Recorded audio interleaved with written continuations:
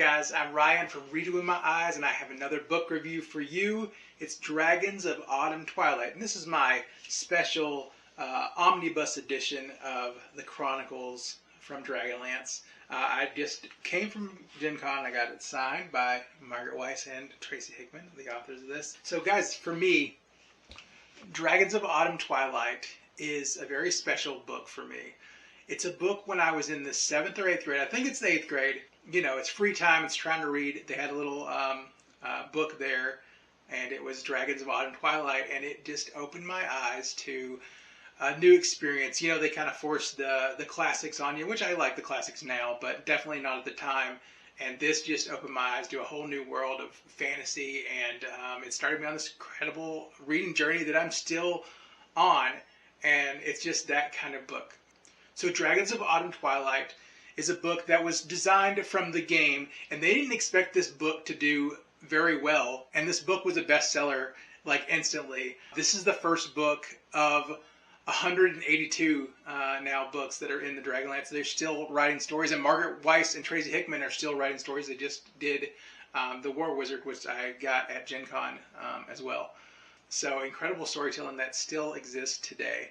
This book establishes like 10 heroes that are called the Companions, and it does establish some villains as well. The special power that Margaret Weis and Tracy Hickman have are making these characters so relatable, and you just fall in love with them instantly. You're like part of their team.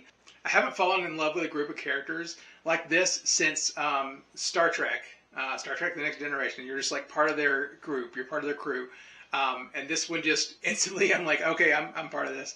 The world of Krynn is pretty amazing.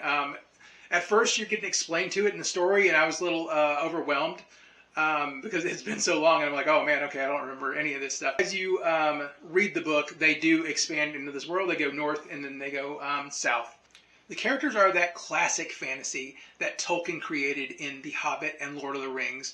It doesn't mess too much with the elves and the dwarves and what they are already like. The half-elf, half-human Tanis is one of their best characters because they do get to have that human quality and the elf quality, and they combine them, and it's very nice.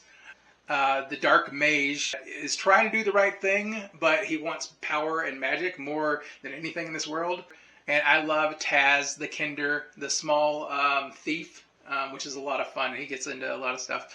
The banter of these characters really furthers the plot, and it makes it a lot of fun. It's an adventure. You're like on with friends that are complaining sometimes and joking at one's expense, and it's just a lot of fun. And they just nailed that aspect of the world, and it's just so much fun reading.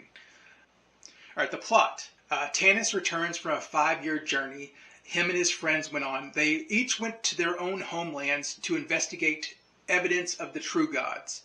Now they are back, and not all of them have returned. They are telling their stories about what went on in their world, and now they're hearing of an evil force coming to this land.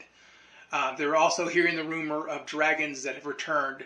This once world of Krynn used to be full of dragons, and now it's only like kind of a fable.